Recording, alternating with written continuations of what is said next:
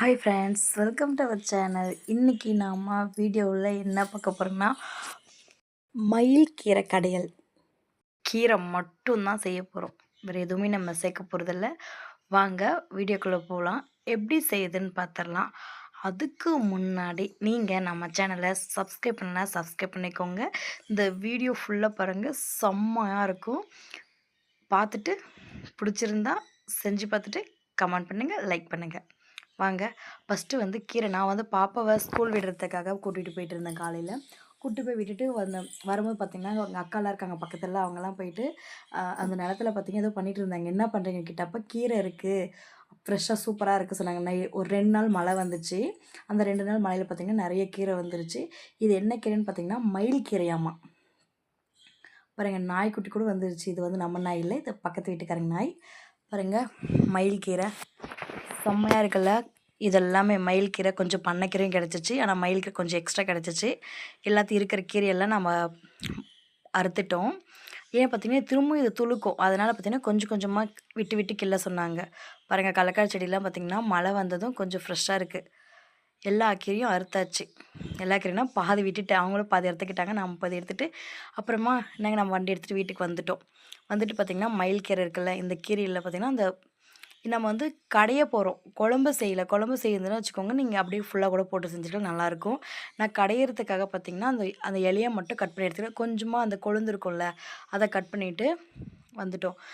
ஆனால் சூப்பராக இருக்குங்க, ஃப்ரெஷ்ஷான கீரை கிடச்சிச்சு. நீங்கள் செம்மையாக செஞ்சேன். இதே மாதிரி நீங்கள் ட்ரை பண்ணிங்கன்னு வச்சுக்கோங்க, வேறு லெவல் டேஸ்ட் இருக்குங்க.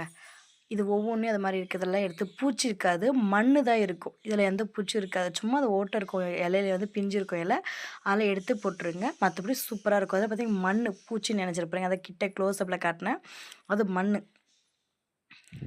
இது பார்த்திங்கன்னா ஒரு 4-5 டைம் நல்லா அலசணும். அப்போ தான் பார்த்திங்கன்னா இதில் இருக்கிற மண்ணெல்லாம் போகும். அதுக்காக நம்ம வீட்டு பின்னாடி டேப் இருக்குது, அங்கே தான் வந்துருக்கும் இதை அலசுறதுக்காக.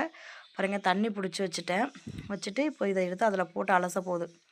நான் ஒரு 5 டைம் நல்லா அலசி எடுத்துக்கிட்டேன். அடியில் மண் இருக்கும், அதுக்காக தான், மற்றபடி வேறு எதுவும் இல்லை. செம்மையாக இருக்கும், ஃப்ரெஷ்ஷான கீரைங்க. இது செய்யறதுக்கு நம்ம சின்ன வெங்காயம் வந்து கொஞ்சம் எக்ஸ்ட்ரா எடுத்துக்கோங்க. என்கிட்ட சின்ன வெங்காயம் கொஞ்சமாக இருந்துச்சு, அதனால் பார்த்திங்கன்னா நான் வந்து ஒரு மீடியம் சைஸ் வெங்காயம் எடுத்து கட் பண்ணி வச்சுருக்கேன். ஃபஸ்ட்டு கடாய் அந்த பாத்திரம் வச்சுட்டு பாத்திரத்தில் வந்து எண்ணெய் கொஞ்சம் எக்ஸ்ட்ரா சேர்த்துக்கோங்க. கடுகுலாம் எதுவும் சேர்க்க வேணாம், டேரெக்டாக வெங்காயமும் சின்ன வெங்காயம் மீடியம் சைஸ் வெங்காயம் சேர்த்துலாம் அதை சேர்த்துட்டு பூண்டு ஒரு 15 பல் பூண்டு சேர்த்துக்கோங்க. காரத்துக்கு ஏற்ப பச்சை மிளகாய் சேர்த்துக்கோங்க. இதுக்கு வரமிளகாயெல்லாம் நல்லா இருக்காது, பச்சை மிளகாய் சேர்த்துக்கோங்க. அப்புறம் பார்த்திங்கன்னா நல்லா வந்து இது எண்ணெயிலே வந்து வதங்கட்டும். அப்போ கொஞ்சம் உப்பு சேர்த்துருங்க, உப்பு தேவைக்கேற்ப சேர்த்துக்கோங்க. சேர்த்துட்டு நல்லா மிக்ஸ் பண்ணி விடுங்க.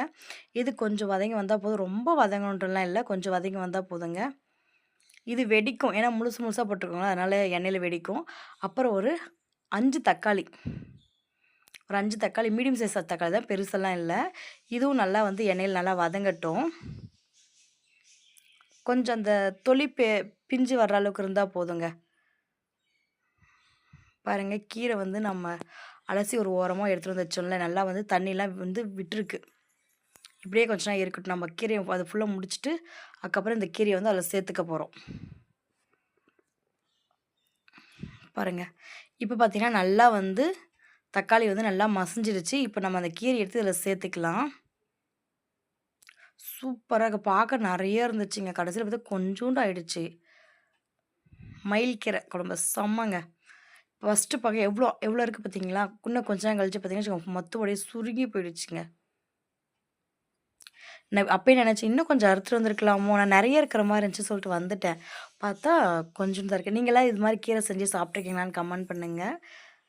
உங்களுக்கு இது மாதிரி பிடிச்சிருந்தாலும் சொல்லுங்கள், பிடிக்கலனாலும் சொல்லுங்கள். பாருங்கள், கொஞ்சோண்டு ஆயிடுச்சு பார்த்தீங்களா, கொஞ்சமாக ஆயிடுச்சு. டேஸ்ட்டு மட்டும் வேறு லெவலில், கண்டிப்பாக சொல்கிறேன். நான் செஞ்ச வீடியோஸ்லேயே பெஸ்ட்டு நம்பர் 1னா இதுதாங்க. ஒரு தண்ணி நிறைய விட்டு வந்துருச்சு பார்த்தீங்கன்னா, தண்ணிலாம் சேர்க்க வேணாம், இதிலே தண்ணி விட்டு வந்துடும். அப்போ சப்போஸ் தண்ணி விட்டு வரல, நம்ம நல்லா இதை ட்ரை ஆகிடுச்சுன்னா ஒரு 1/2 டம்ளர் தண்ணி மட்டும் சேர்த்துக்கோங்க. சேர்த்துட்டு புளி சேர்த்து நல்லா வந்து தண்ணிலாம் ட்ரை ஆகட்டும், அந்தளவுக்கு விட்டுக்கோங்க. பார்த்திங்கன்னா தண்ணிலாம் வந்து சரியாக அதிலே கரெக்டாக ஆகிடுச்சு. இப்போ நம்ம கடைஞ்சிடலாம். இது எடுத்து கொஞ்சம் ஒரு 5 மினிட்ஸ் ஆற வச்சு, நான் கையெல்லாம் சுட்டுருவாங்களா, ஆற வச்சேன். ஆற வச்சுட்டு அதுக்கப்புறம் ஒரு துணி வச்சு நான் கடைய ஆரம்பிச்சிட்டேன் மற்ற வச்சு. பாருங்கள், இது மாதிரி நல்லா கடைய பார்த்திங்கன்னா தண்ணிலாம் சேர்க்கக்கூடாதுங்க. அப்படியே கடைஞ்சிக்கணும். நீங்க சட்டியில கடைஞ்சா இன்னும் சீக்கிரம் கரையும். நான் வெளிய ரொம்ப வெயிலா இருக்குன்னு சொல்லிட்டு உள்ளேயே கடைய ஆரம்பிச்சுட்டேன். அதனால இன்னைக்கு வந்து கேஸ்ல செஞ்சேன், அடுப்புல செய்யாம. பாருங்க எந்த அளவுக்கு கடையணும்னா, அந்த இதெல்லாம் வந்து துவையல் ஸ்டேஜ்ல வந்து இருக்கணும் பாருங்க. இந்த மாரி இருக்கணுங்க. இப்ப நீங்க வந்து கரெக்ட்டா இருக்கு.